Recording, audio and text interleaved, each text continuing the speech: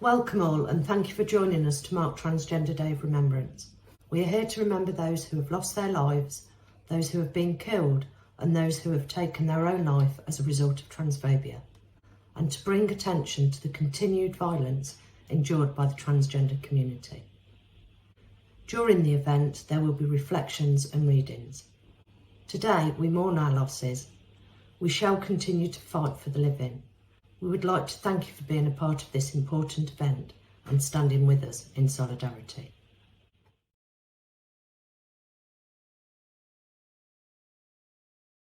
This Trans Day of Remembrance is like no other. The coronavirus pandemic may have pushed physical, in-person hate out of view, but it still thrives tucked away out of sight within our neighbourhoods, our cities, our countries, and more shockingly, within our own hands through social media and other online and digital platforms. This pandemic has pushed trans women of colour, migrants and sex workers further away from safety and further into danger, risking their health and their lives in order to survive. Violence will always affect those most marginalised in society, but that's where it's up to us as a community, as organisations, as individuals to stand up and fight for trans rights. We recognise that violence against trans communities and want to help raise the platform and opportunities for trans people to claim those rights. As we honour the lives of those trans individuals who have been reported murdered, there are still so many that go unreported, and we at Trade Sexual Health are helping to ensure that the systems set to protect trans people don't make trans people invisible. We also recognise that transphobia, whorephobia, xenophobia and racism often go hand in hand and are ensuring that intersectionality is embedded within the work that we do. I'm Makinda Chahal, and on behalf of Trade Sexual Health, we stand for trans rights and we join you to remember, to resist and to fight back against the violence in our communities.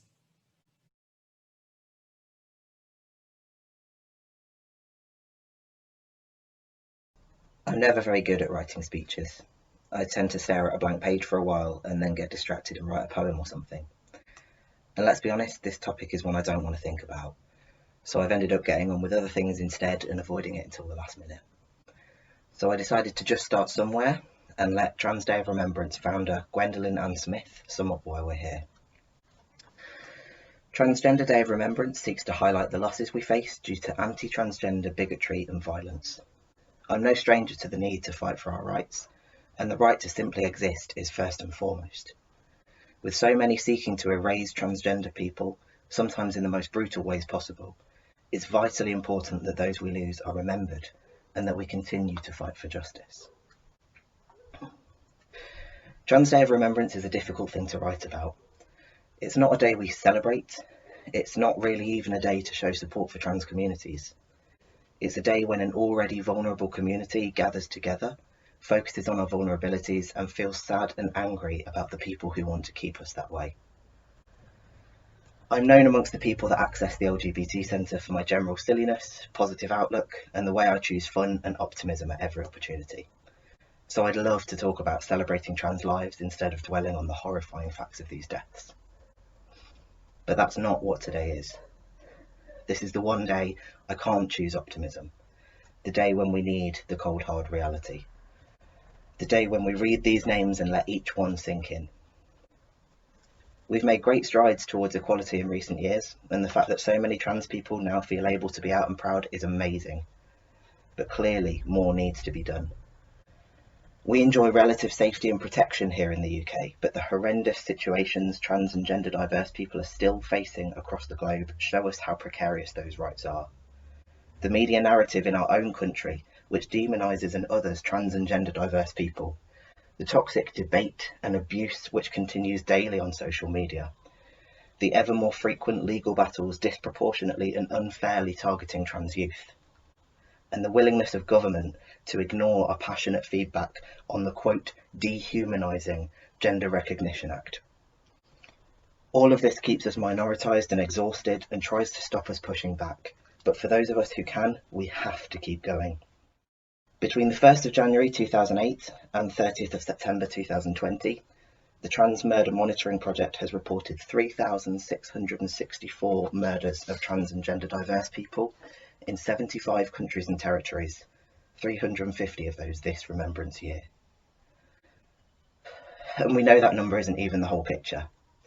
This doesn't take into account the many cases that go unnoticed, the people who weren't out or recognised as trans, people who were driven to suicide by harassment and victimisation, those who died as a result of systemic discrimination in accessing healthcare, and a whole host of other cases. Even without those figures included, this is too many. One is too many. This can't continue. And that is why this day is so important. We have to read their names and feel the horror of each and every one to fill us with the anger that drives change. We have to look at this with an intersectional lens and remember that those subjected to violence and bigotry are disproportionately women, people of colour, those who are homeless or incarcerated, and sex workers. We have to ensure that our anger and our sadness extends to every corner of the trans communities, and the change we fight for is a positive move for everyone. So I guess this is where I kind of come full circle and talk about positivity again. Some clouds don't have a silver lining, and I'm not going to try and find one here. But if not positivity, hopefully we can find some productivity in today. By coming together to mark this day, we take a first step in promising that these people will be remembered. But we have to keep walking that walk. We have to promise that the imprint our siblings left on the world will not fade. We will keep fighting to say their names and make sure the world learns from the lessons they've given us.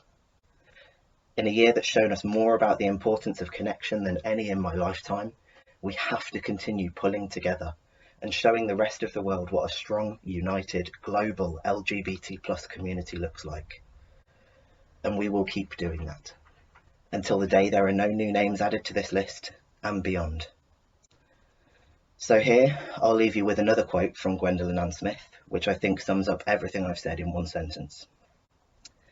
This day, we mourn our losses and we honour our precious dead. Tomorrow and every other day, we shall continue to fight for the living. Thank you. Imprecatory Prayer to the Transcestors by J. Dodd. From Trans People Exist in the Future, a zine of art and poetry celebrating trans resilience, compiled by Forward Together. To the trans ancestors and elders who have guided us here, we honour your legacy with new celebrations. May our bodies persist, let them shine whole and well. May our minds calibrate to the call of the universe. Let our protest songs transfigure to peace hymns. Let our cultural knowledge produce nourishment. May our homes bustle warm with abundant love. May our communities flourish despite borders. Let our love quake open any lingering shackle. Let our joy obliterate any festering contempt. As we bind each other closer, we manifest futures more possible.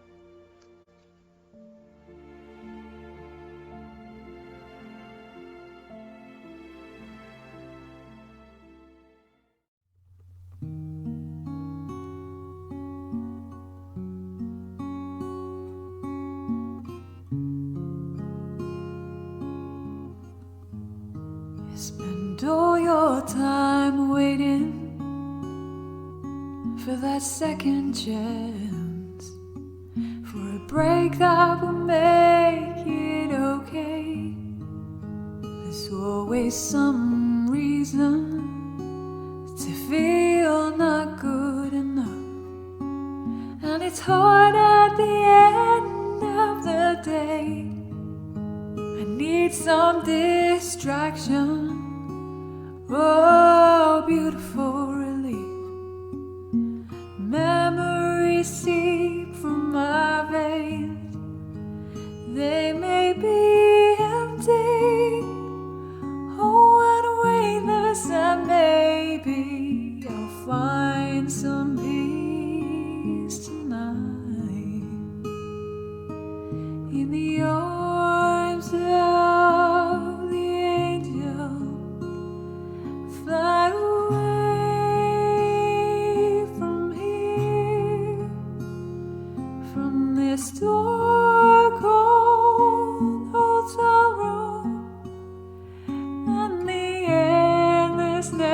sadness that you feel. You are pulled from the wreckage of your silence reverie. You're in the arms of the angel. May you find some comfort here.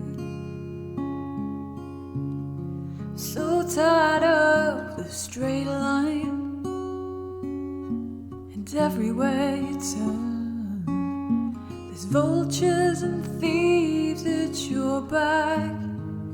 And it don't make no difference escaping one last time. It's easier to believe in this sweet madness, all this glorious sadness that brings me to my knees. In the arms of the angel, fly away from here, from this dark cold hotel room and the endlessness that you fear. You are pulled from the wreckage of your silent reverie. You're in the arms of the angel. May you find some comfort here. You're in the arms of the angel. May you find some comfort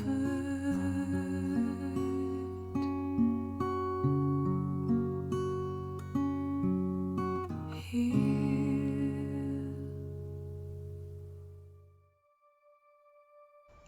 It's difficult to read the sheer volume of names scrolling across the screen today and know that each one of those names belongs to a person. Somebody's child, somebody's sibling, somebody's parent, somebody's partner, somebody's friend. Sadly, not enough is widely known about each of these lives, and many of them are immortalised on the internet only by the horrific details of their deaths. While we can't know every person on this list, we wanted to share a small something about just a few of our lost siblings and remember them as the full lives they were.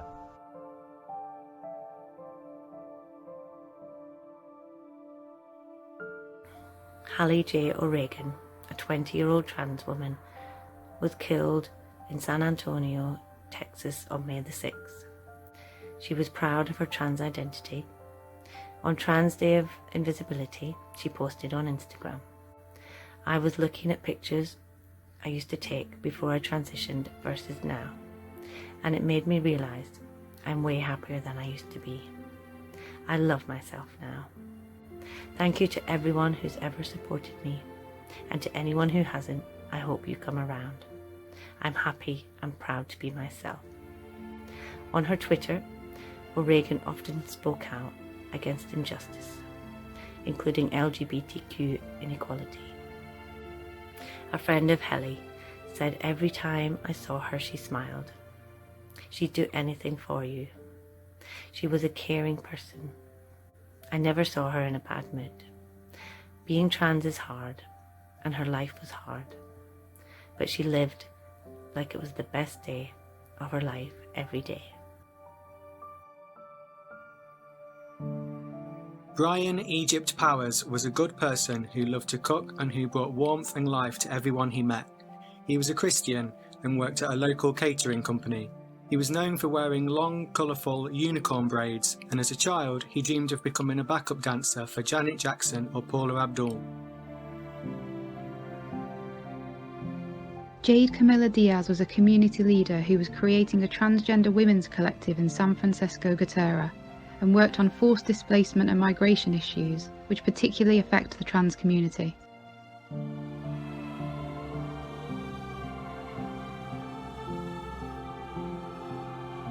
Ekta Joshi lived with her friend Anita and their 3 adopted children.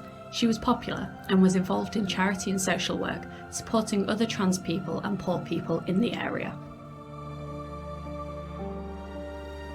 Corbin Ray Back was a US Army medic and in civilian life a corrections officer for the state of Kentucky. His wife Amber was friends with him before he transitioned and fell in love with him for being his authentic self. He is memorialised in Paducah's LGBT Welcome Centre.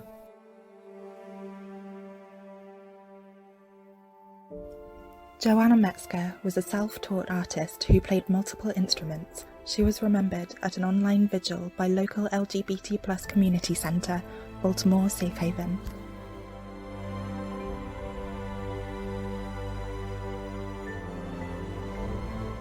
Felicia Harris was a transgender woman shot and killed in Georgia on October the 3rd. She was 33. She was an interior decorator and ran her own company. She enjoyed lending her eye to improve the surroundings of others and made others feel comfortable in their own space. She said she could do just about anything with decorating, which she learnt from her late grandmother. Friends remember her laugh, her smiles, her talks, the arguments, and the attitudes.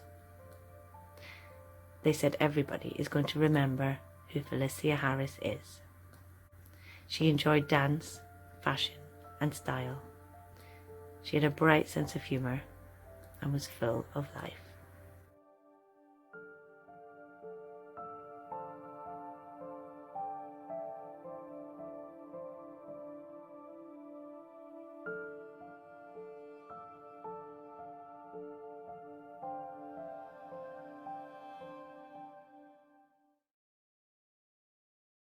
If you'd like to, please join us in lighting a candle and observing a moment of reflective silence.